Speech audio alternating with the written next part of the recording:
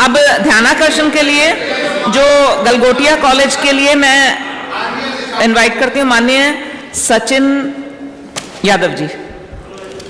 अधिष्ठाता महोदय, आपने नियम 56 पर जो अभी हमारे यहाँ एआई इम्पैक्ट समिट 2026 का चल रहा है, वहां पर हमारे उत्तर प्रदेश की एक प्राइवेट यूनिवर्सिटी गलगोटिया यूनिवर्सिटी ने वहां पर चाइनीज प्रोडक्ट को अपना बताकर हमारे प्रदेश, हमारे देश का मजाक पूरे विश्व में बनाया है। उस विषय पे मुझे बोलने का अवसर दिया, उसके लिए मैं आपको धन्यवाद देता हूं। 1.5-2 मिनट में कर लीजिएगा। जी मैम, फिनिश। बिल्कुल टाइम से। आदरणीय अधिष्ठाता महोदय, भारत का संविधान 51A(h) कहता है कि वैज्ञानिक दृष्टिकोण और सत्यनिष्ठा राष्ट्रीय कर्तव्य है। लेकिन जब हमारे प्रदेश की यूनिवर्सिटीज लगातार प्राइवेट यूनिवर्सिटीज के हमारे यहां बिल आते हैं और उन प्राइवेट यूनिवर्सिटीज को बढ़ाने का काम किया जाता है, ये कोई पॉलिटिकल मुद्दा नहीं है, ये सदन का मुद्दा है कि इस पूरे प्रदेश की निष्ठा का सवाल है। जब हमारी प्राइवेट यूनिवर्सिटीज बन जाती हैं तो इस तरह से विश्व के मंच पर, देश के मंच पर हमारे प्रदेश का नाम बदनाम करने का काम करती हैं, उनकी जांच भी होनी चाहिए और उन पर कार्रवाई भी होनी चाहिए।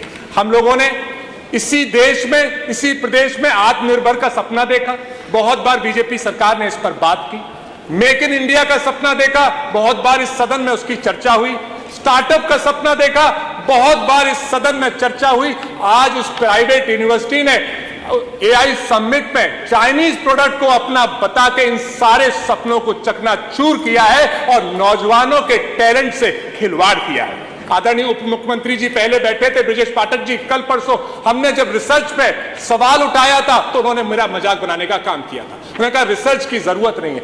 अब जब रिसर्च यूनिवर्सिटीज में होंगी नहीं, या इस तरह की गलगोटिया यूनिवर्सिटी ने जैसे रिसर्च किया है ऐसी रिसर्च करेंगे जहां पे चाइनीज प्रोडक्ट को अपना बताएंगे, तो कैसे हमारा प्रदेश आगे बढ़ेगा। तो आदरणीय अधिष्ठाता महोदय, मैं आपसे, क्योंकि आपने समय बहुत कम दिया है, मैं आपसे यही मांग करता हूं कि बिना वेरिफिकेशन के हमारा जब प्रोडक्ट नहीं था तो कैसे एआई समिट में पहुंचा, ये कहीं ना कहीं गवर्नमेंट की भी जिम्मेदारी है कि फोटो शूट कराने के अलावा उनको वेरिफिकेशन करना चाहिए था कि एआई समिट में जो प्रोडक्ट्स पहुंच रहे हैं या जो यूनिवर्सिटीज पहुंच रही हैं, क्या वो सचमुच रिसर्च करके अपने प्रोडक्ट्स बना रही हैं या नहीं, और इसकी जिम्मेदारी तय करनी चाहिए थी। इसलिए आपके माध्यम से मैं सरकार से अनुरोध करूंगा कि क्योंकि मेरे बहुत से दोस्तों का अमेरिका से तक फोन आया कि आपकी मजाक बन रही है, तो मैं आपके माध्यम से सरकार से अनुरोध करूंगा कि इस विषय की गहनता से जांच हो और इस विषय पर कठोर कार्रवाई हो, जिससे आगे कोई भी प्राइवेट यूनिवर्सिटी ऐसा कदम ना उठा पाए। बहुत बहुत धन्यवाद। माननीय तेज प्रताप जी बोलेंगे क्या?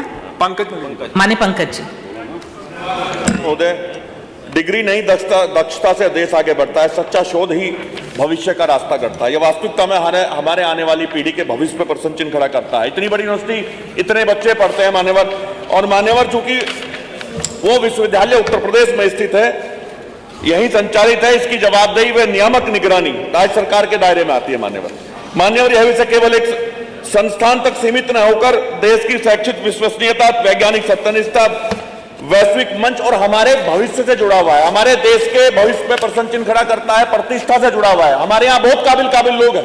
एक यूनिवर्सिटी जो पैसे कमाने का अड्डा है, वो हमारे बच्चों के भविष्य पे प्रश्न चिन्ह नहीं लगा सकती। संविधान का अनुच्छेद 21A गुणवत्तापूर्ण शिक्षा सुनिश्चित करने का दायित्व राज्य पर डालता है। इसे हम इग्नोर नहीं कर सकते।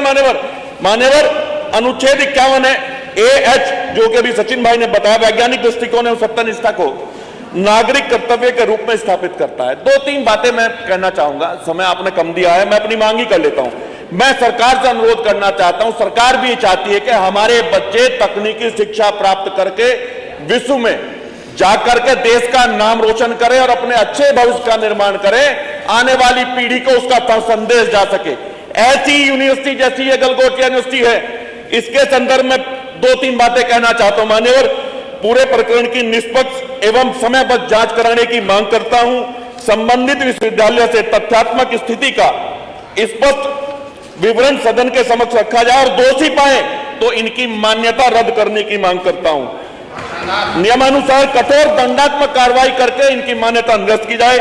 भविष्य में एक संदेश जाएगा, हमारे आने वाले भविष्य का मामला। अगर इस तरह से भ्रामक प्रस्तुति कोई करेगा तो वो डरेगा और हमारे आने वाले भविष्य को हमारी नौजवान पीढ़ी का भविष्य मजबूत करने का काम होगा। धन्यवाद आपका। Thank you.